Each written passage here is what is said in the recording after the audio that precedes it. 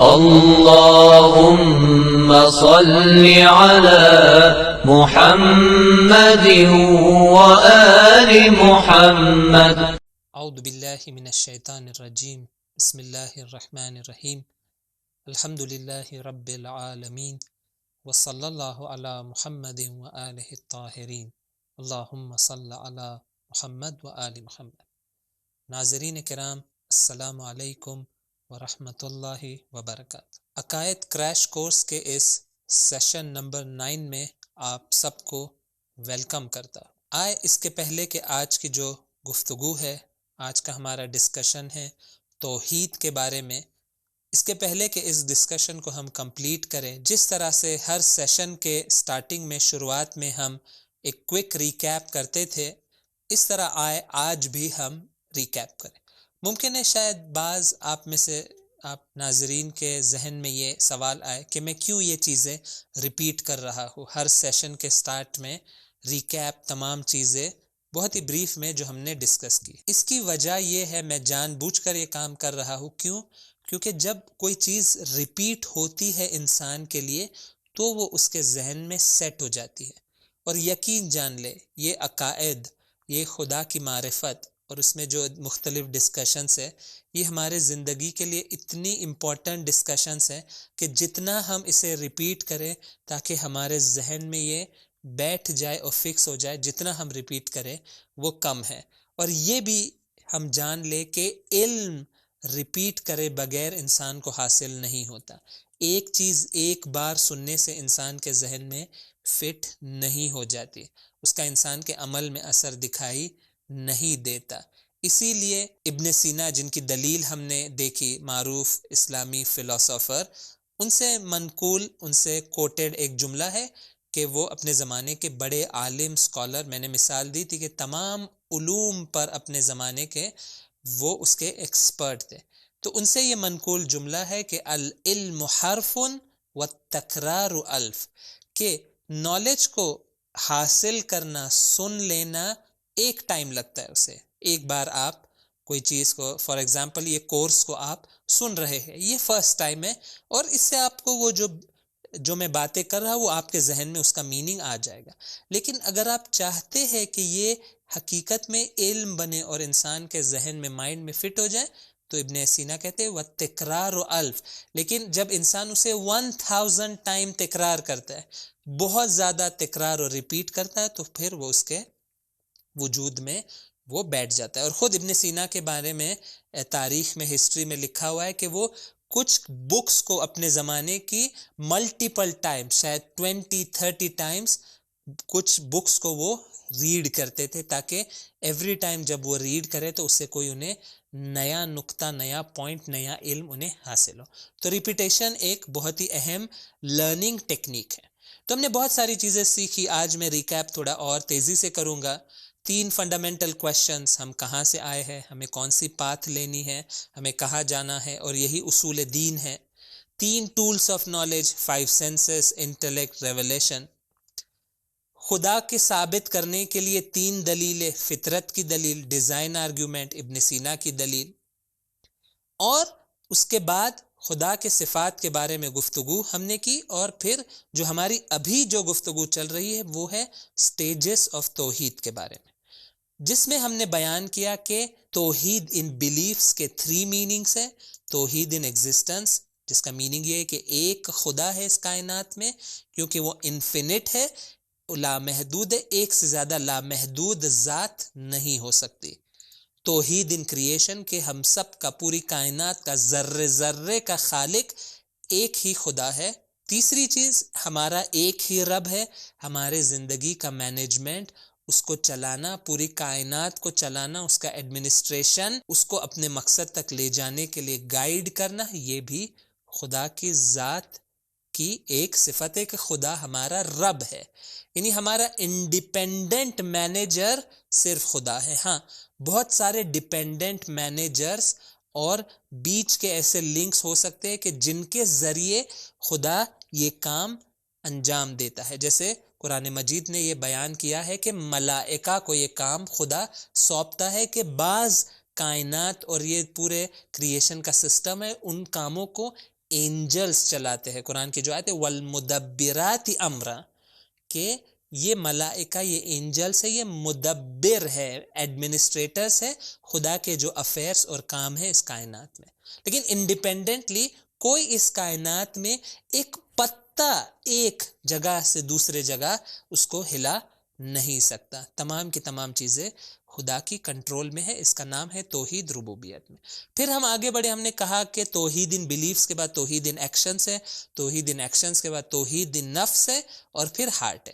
اور اس میں ہم نے توحید ان ایکشنز پر گفتگو کی، کہا کہ عمل کے میدان میں توحید کے دو میننگ ہے. پہلا میننگ یہ ہے کہ انسان صرف ایک خدا کی عبادت اور اطاعت کرے، ورشپ اور اوبیڈینس کرے.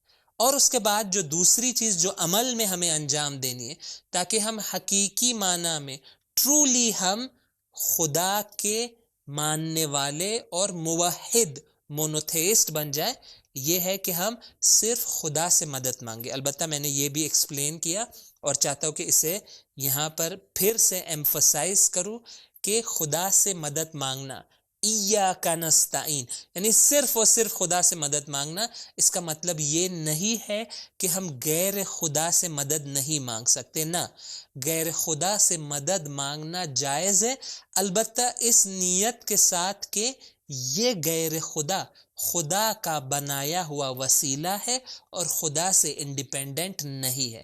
یعنی اگر میں ڈاکٹر کے پاس جاتا ہوں اور اس سے مدد مانگتا ہوں، کیونکہ میں مدد مانگتا ہوں، میں کہتا ہوں کہ ڈاکٹر صاحب میں بیمار ہوں، مریض ہوں، مجھے یہ ڈیسیز ہو گیا ہے، آپ چیک کریں، آپ ایکسپرٹ ہے اس فیلڈ کے، آئے میرے لیے آپ دوا لکھ دیں. تو میں مدد مانگ رہا ہوں ڈاکٹر سے، لیکن یہ سوچ کے ساتھ کہ یہ ڈاکٹر انڈیپینڈنٹ نہیں ہے خدا سے، خدا پر ڈیپینڈنٹ ہے. خدا کی پرمیشن سے وہ جو پرسکرپشن لکھ رہا ہے وہ لکھ رہا ہے، اور خدا انشاءاللہ اسے ہدایت کرے گا کہ وہ بہترین دوا میرے لیے لکھ پائے. اور اس کے بعد جب وہ میں دوا کھاؤں گا تو میرا باڈی اور میرے سسٹم سے مطابق انشاءاللہ خدا کی اجازت سے اس کا صحیح اثر مجھ پر ہوگا اور مجھے شفا حاصل ہوگی. دیکھیں کتنے سارے فیکٹرز ہیں یہ میرے ڈاکٹر کو ریفر کرنے میں، اور اس کے بعد یہ تمام کے تمام خدا کے کنٹرول میں ہے، اور سب کے سب اس پوری سٹوری میں خدا پر ڈیپینڈنٹ ہے. اس آیت کو ذہن میں رکھیے گا جس کی میں نے لاسٹ سیشن کے اینڈ میں جس کی تلاوت کی تھی، ضعف الطالب والمطلوب، کہ اگر انسان غیر خدا سے مدد مانگے یہ سوچ کے کہ یہ تو میری مدد کر دے گا خدا چاہے یا نہ چاہے، نعوذ باللہ، تو یہاں پر قرآن کیا کہے گا ایسے شخص سے کہ تم بھی ضعیف ہو، تم جس سے مانگ رہے ہو یہ بھی ضعیف ہے. اگر وہ تمہاری مدد کر پائے یہ خدا کے اذن اور اجازت اور پرمیشن سے. تو یہ رہا وہ مرحلہ جو انسان عمل میں جس کے اندر توحید کو اپنی زندگی میں لاتا ہے. لیکن جو توحید کے مراحل ہے وہ یہاں پر نہیں رکتے. کیا ہوتا ہے، میں اگلے مرحلے پر اب آپ کو لے کر آ گیا ہوں، توحید نفس کے مرحلے میں. اس سے کیا مراد ہے؟ نفس یعنی انسان کی روح اور اس کے جو حالات اور سٹیٹس ہوتے ہیں. اس کے لیے کہ اس چیز کو میں ایکسپلین کر پاؤں، میں ایک چھوٹا سا پوائنٹ یہاں پر پہلے ایکسپلین کر لوں اور پھر میں یہ جو توحید نفس کے مرحلے میں اس پر میں بات کروں. دیکھیں انسان کا جو وجود ہے اور ایگزسٹنس ہے اس کے دو سائیڈز ہے، دو پہلو اور دو ایسپیکٹس ہے. ایک اس کا ظاہر ہے، باہر کا حصہ جو دکھائی دیتا ہے، اور ایک انسان کا باطن ہے. انسان کا ظاہر کیا ہے؟ اپیرنٹ سائڈ جو سب کو دکھائی دیتی ہے وہ ہے انسان کے اعمال، انسان کے ایکشنز ظاہر چیز ہے. انسان بولتا ہے تو دوسرے لوگ سمجھ جاتے ہیں، ہاتھ کی موومنٹ کرتا ہے، کسی کا ہاتھ پکڑتا ہے، کسی پر نعوذ باللہ ظلم کرتا ہے، جو بھی ایکشنز انسان انجام دیتا ہے یہ کیا ہے؟ وہ انسان کے ظاہر اور اپیرنٹ جو اس کی زندگی اس کا حصہ ہے. لیکن کیا انسان کی حقیقت یہیں تک لیمیٹڈ ہے کہ انسان جب ایک ایکشن انجام دیتا ہے وہ ایکشن ختم ہو جاتی ہے اور بس وہ وہاں پر سٹوری ختم ہو جاتی ہے؟ اس طرح سے فار ایگزامپل ایک کوئی آتا ہے اور وہ ایک کسی غریب انسان کی مدد کر دیتا ہے، جیب میں پیسے نکالتا ہے. اور ویسے آپ ہم سب کو اس بات کا خاص خیال رکھنا ہوگا کہ ہمارا ملک دنیا کے فقیر ترین اور غریب ترین ملکوں میں سے ایک ملک ہے، اور اس لاک ڈاؤن کے اثر میں آج ہندوستان میں لاکھوں اور اس سے زیادہ نمبرز میں ایسے لوگ ہیں جن کے پاس کھانے کے لیے صحیح اماؤنٹ میں فوڈ نہیں ہے. تو ہم جتنا ہمارے لیے ممکن ہے اپنے اطراف میں، اپنے محلے میں اس بات کا خیال رکھے کہ کوئی بھوکا نہ سو پائے، کوئی بھوکا نہ سوئے، کوئی بچہ، کوئی بوڑھا، کوئی عورت، کوئی انسان بھوکا نہ رہے. اگر ہمارے پاس ہے، مدد کرنے کی طاقت ہے، تو ہم ڈیفینیٹلی اس کام کو انجام دیں. تو ایک انسان جب وہ کسی غریب کی مدد کرتا ہے تو یہ اس کا ظاہر ہے، اس نے پیسے لیے، راشن لیا، اس غریب کو دے دیا، اور وہ ظاہر وہیں پر ختم ہو گیا. لیکن کیا اس ایکشن کی حقیقت اور ریالٹی وہیں پر ختم ہو گئی؟ جواب ہے ہرگز. اس ایکشن کے ذریعے وہ اپنا باطن بنا رہا ہے. یہ جو پکچر آپ سکرین پر دیکھ سکتے ہیں کہ انسان کی روح، یہاں پہ جو مثال ہے وہ ہے ایک پتھر کی طرح ہے، ایک سٹون ہے جس کے اوپر ہر عمل کے ذریعے آپ کوئی نقش اور کوئی ڈیزائن اور کوئی حقیقت وہاں پر بنا رہے ہیں. دیکھیں، انسان بہت ہی عجیب خدا کی مخلوق ہے کہ میں ایک ایکشن انجام دیتا ہوں، اس کا ایک فائدہ تو اس غریب کو ملا، لیکن اس کا اصلی فائدہ خود مجھے ملا. کیا فائدہ؟ میں نے اپنے باطن کو خدا کے نزدیک کیا، اور انسان کا باطن انسان کا نفس ہے.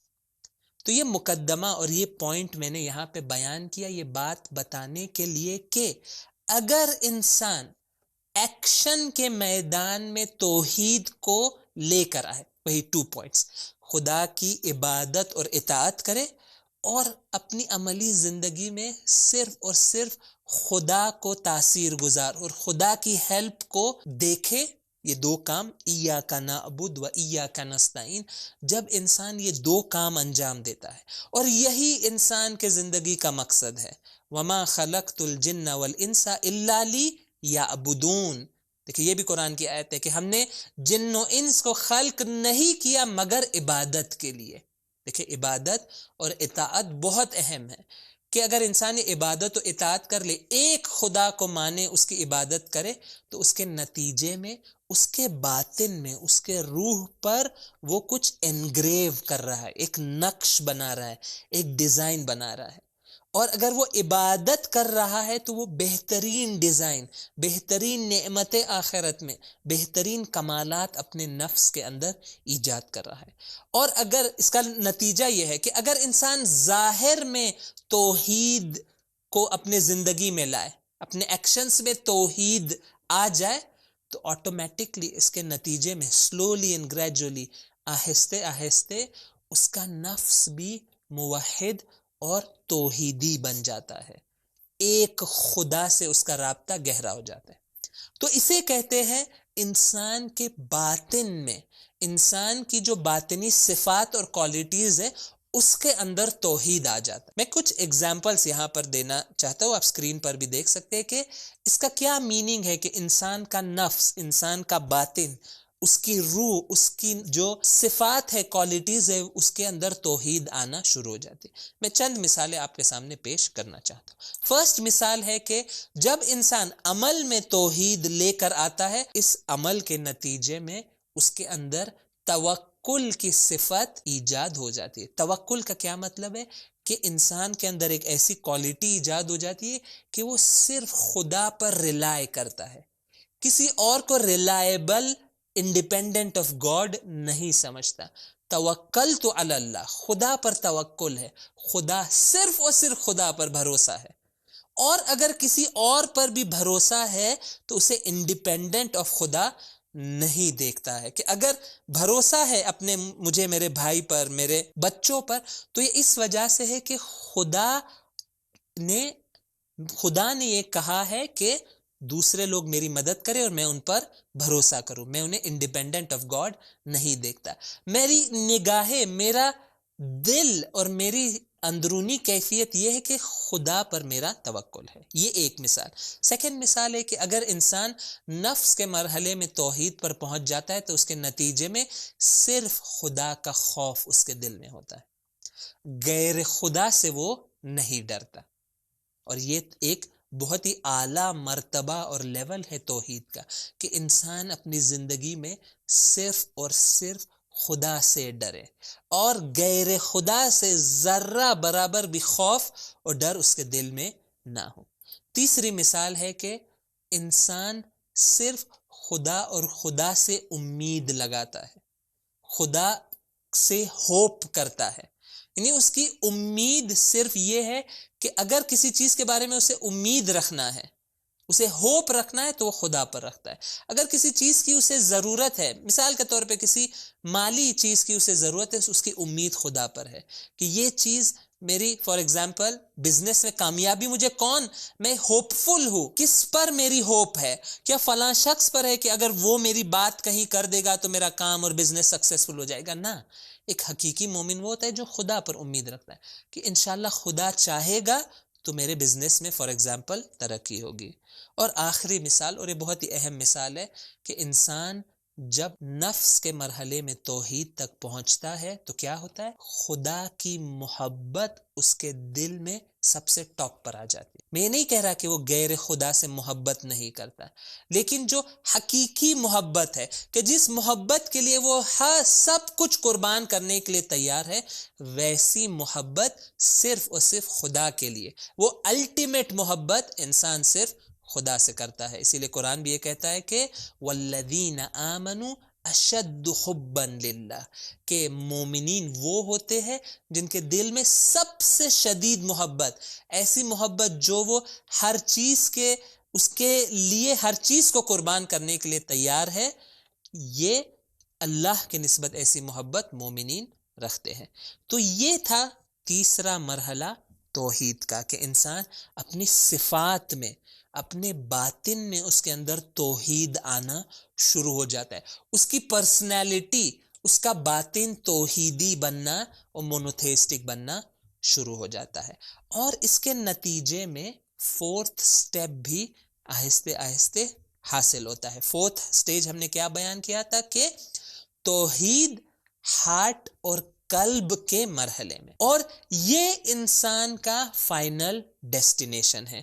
کہ اگر انسان سے پوچھا جائے، اگر ہم سے پوچھا جائے کہ ہمارا فائنل مقصد اس دنیا میں کیا ہے، تو میں کہوں گا کہ اس فورتھ مرحلے توحید پر پہنچنا، کہ جس کے اندر ہوتا کیا ہے، میں سے یہاں آپ کے سامنے بیان کروں کہ اس مرحلے میں، اور یہ بہت ہی اعلیٰ مرتبہ ہے، اور اس کے لیے انسان زحمت کرے، کوشش کرے، ان مراحل کو کراس کرے، توحید عمل میں لے کر آئے، جس کے نتیجے میں اس کے نفس کے اندر توحید ایجاد ہوگی، کہ جس کے نتیجے میں ایک انسان ایسے لیول پر پہنچتا ہے کہ وہ اپنے ہارٹ کے ذریعے، میں یہ فزیکل ہارٹ کی بات نہیں کر رہا ہوں، جو اس کے روح کی حقیقت ہے، جو اس کا قلب ہے، جسے قرآن نے قلب کیا، یعنی انسان کے وجود کا سینٹر، اس کے روحانی وجود کا سینٹر، اپنے پورے وجود سے، روح سے وہ توحید کو، خدا کے وجود کو، خدا کی ربوبیت کو ایکسپیرینس کرتا ہے۔ تو یہ کیسے انسان کو حاصل ہو؟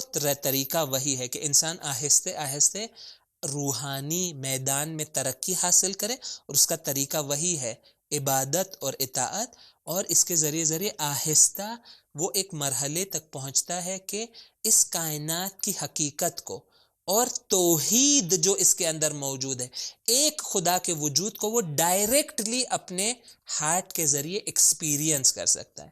ایسے نہیں کہ بس مائنڈ میں اور ذہن میں عقلی دلیل کے ذریعے اس کے لیے ثابت شدہ ہے کہ ایک خدا ہے، لیکن جب کوئی گناہ آتا ہے، کوئی مشکل گھڑی آتی ہے، تو خدا کو بھول جاتا ہے۔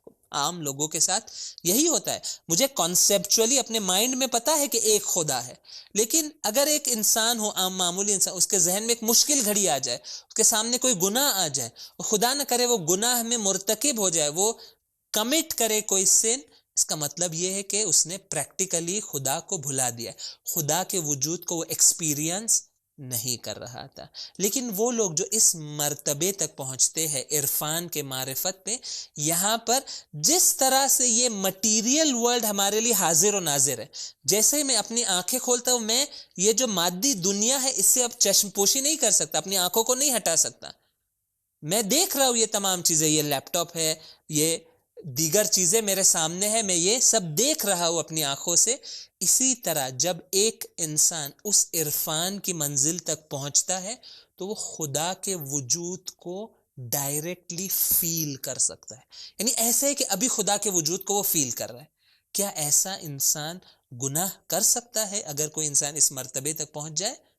اس کا جواب ہے کہ جب خدا کو وہ حاضر و ناظر دیکھ رہا ہے، ایکسپیرینس کر رہا ہے، ایسا انسان گناہ نہیں کر سکتا. اور یہی میننگ ہے کہ انسان حقیقی معنی میں اور ٹرولی ایک موحد اور توحید کا پیروکار اور توحید کا فالوور وہ بن جائے. اور اس کی جو اعلیٰ ترین مثال ہے اس کائنات کے سب سے پرفیکٹ مونوتھیسٹ، سب سے کامل موحد کون ہے؟ وہ ہے رسول اسلام حضرت محمد مصطفیٰ صلی اللہ علیہ وآلہ وسلم کی ذات. کہ یہ وہ ذات ہے جو یہ تمام مراتب اور لیولز اور سٹیجز توحید کے کمپلیٹ کر کر ایسے درجے تک پہنچ گئے کہ ایوری فریکشن آف سیکنڈ، ہر لمحہ خدا کا وجود، خدا کی توحید، ایک خدا کی ربوبیت کو وہ اپنے دل سے اسے ایکسپیرینس کر رہے ہیں. اور میں اپنی اس گفتگو کو ان قرآن کی آیات کے ساتھ اینڈ کرنا چاہتا ہوں، جہاں پر یہ وہ آیات ہے جو معراج کے اندر جو واقعہ تھا، جہاں پر رسول اللہ کا وہ نزدیک رابطہ خدا کے ساتھ بیان کیا گیا ہے. وہ یہ آیات ہے، یہ آیات ہے، آپ نے سنا ہوگا، ثم دنا فتدلی. رسول اللہ جب معراج پر پہنچے تو ایک سٹیج کے بعد جناب جبرائیل نے کہہ دیا کہ اس کے بعد میں آپ کے ساتھ نہیں آ سکتا. یعنی میرا وجودی مرتبہ، میرا لیول اتنا نہیں ہے کہ میں اس سے زیادہ خدا کے پاس جا سکوں. نہ، میرا لیول نہیں ہے، میرے لیے پاسبل نہیں ہے. اگر میں ایک قدم یہاں آگے بڑھاؤ، روایت کے جملے، لَاحْتَرَقْتُ، یعنی میں نابود ہو جاؤں گا، میں ڈسٹروائے ہو جاؤں گا. کیوں؟ کیونکہ میرا لیول نہیں ہے. لیکن رسول اللہ اس مرحلے سے بھی آگے جاتے ہیں. صرف اللہ ہے اور اللہ کا حبیب ہے. بہت ہی اسپیشل وہ اسٹیشن ہے جسے قرآن نے اس طرح ڈسکرائب کیا، ثم دنا فتدلی. اور رسول اللہ نزدیک ہوئے اور نزدیک ہوئے. فَكَانَ قَابَ قَوْسَيْنِ أَوْ أَدْنَىٰ. کہا کہ کتنا فاصلہ تھا خدا میں اور رسول اللہ میں. اور دیکھیں قرآن ایک مادی مثال دے رہا ہے ایک اسپریچول حقیقت کو بتانے کے لیے. دیکھیں جو معراج کا سفر تھا اس کے اندر جو رسول اللہ خدا سے نزدیک ہے، خدا کوئی جسم نہیں ہے کہ جو ایک لوکیشن پر ہو، رسول اللہ اس لوکیشن کے نزدیک ہے. نا، جب خدا سے رسول اللہ نزدیک ہوئے تو ایک اسپریچول کلوزنس تھا.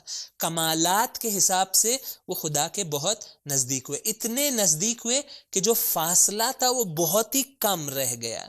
اور پھر قرآن یہاں پہ کہتا ہے فَأَوْحَىٰ إِلَىٰ عَبْدِهِ مَا أَوْحَىٰ. اور خدا نے وحی کی اپنے بندے پر جو وحی کی. یعنی کوئی خاص باتیں رسول اللہ اور اللہ کے درمیان وہاں پر ہوتی ہے کہ جو بعد میں رسول اللہ آ کر بیان کرتے ہیں، جو معروف حدیث معراج کے نام سے آج بھی ہمارے درمیان موجود ہے. البتہ یہ بعض باتیں ہیں جو وہاں پر یہ گفتگو ہوئی، اور بعض باتیں یقیناً ایسی رہی ہوگی جو بیان رسول اللہ نے نہیں کو. قرآن نے بھی بس یہ کہا فَأَوْحَىٰ إِلَىٰ عَبْدِهِ مَا أَوْحَىٰ. خدا نے نازل کیا جو نازل کرنا تھا اپنے بندے پر. ما کذب الفؤاد ما رہا. اور رسول اللہ کے دل نے، دیکھیں یہ دل کی معرفت ہے، ڈائریکٹ انسان کے دل میں یہ معرفت آتی ہے. یہ آیت کہتی ہے کہ رسول اللہ کے قلب نے یہ جو حقیقت خدا کی جسے درک کیا، فیل کیا، ریئلائز کیا، اسے جھٹلایا نہیں. کوئی جھٹلانا اس کے اندر موجود نہیں تھا، پوری طرح اس حقیقت کو ریسیو کیا. لَقَدْ رَأَىٰ مِنْ آیَاتِ رَبِّهِ الْكُبْرَىٰ. آیات کا سلسلہ آگے بڑھتا ہے. یہ آیت نمبر 17 ہے. یہاں پر یہ ہوتا ہے کہ خدا نے اپنی عظیم نشانیوں کو، آیاتہ الکبریٰ کو، رسول اللہ کو وہاں پر دکھایا اور انہیں تحفے کے طور پر ان حقائق کو دیا. تو یہ وہ لاسٹ مرحلہ ہے توحید کا کہ انسان خدا کے وجود کو لمس کرے، فیل کرے، ایکسپیرینس کرے، اور اسی کا نام حقیقی توحید ہے. تو یہاں پر ہماری توحید کی گفتگو ختم ہوئی، اور اس کے بعد نیا ٹاپک شروع ہو رہا ہے، ریلیٹڈ ہے، جو ہماری ابھی تک گفتگو اس سے ریلیٹڈ ہے، لیکن اصول دین کے حساب سے ہمارا سیکنڈ ٹاپک شروع ہو رہا ہے. اصول دین کی پہلی گفتگو توحید ہم کمپلیٹ کر چکے، ہم اب سیکنڈ مرحلے میں سٹیج میں جا رہے ہیں. پارٹ 2 ہمارے اس کورس کے جو ہے ڈسکشن ہے جسٹس آف گاڈ، خدا کی عدالت، اور پھر لاسٹ میں انشاءاللہ ہم نبوت پر اس کورس میں گفتگو کریں گے. خداوند متعال کے بے حد شکر گزار ہے کہ اس نے ہمیں توفیق دی کہ یہ 9 سیشنز ہم اٹینڈ کر پائے، اور توحید کی گفتگو کو ہم اس 9 سیشنز میں ہم نے کور کر لیا ہے. لیکن بھولیے گا نہیں، جس طرح میں نے وعدہ کیا تھا کہ آج کے لیسن کے درس کے بعد ایک کوئز ہوگا جس کا لنک آپ جو یوٹیوب ویڈیو ہے اس کے ڈسکرپشن میں آپ دیکھ سکتے ہیں کہ وہ ڈالا جائے گا، کہ اس کوئز پر آپ کلک کیجئے گا. ایک آن لائن کوئز ہے جس کے نتیجے میں ہمیں یہ پتا چلے گا کہ جو باتیں گزشتہ میں اب تک بیان ہوئی ہے وہ ہمارے لیے کلیئر ہوئی ہے یا نہیں ہے. آخر میں آپ سب کا شکر گزار ہوں کہ آپ ہمارے ساتھ رہے، اور انشاءاللہ اسی امید کے ساتھ کہ جو ہمارا نیکسٹ ڈسکشن ہے جسٹس آف گاڈ کے بارے میں، اس میں بھی آپ ہمارے ساتھ رہیں گے. السلام علیکم ورحمۃ اللہ وبرکاتہ. سبیل میڈیا، قرآن و اہل بیت کا راستہ، کامیابی کا راستہ.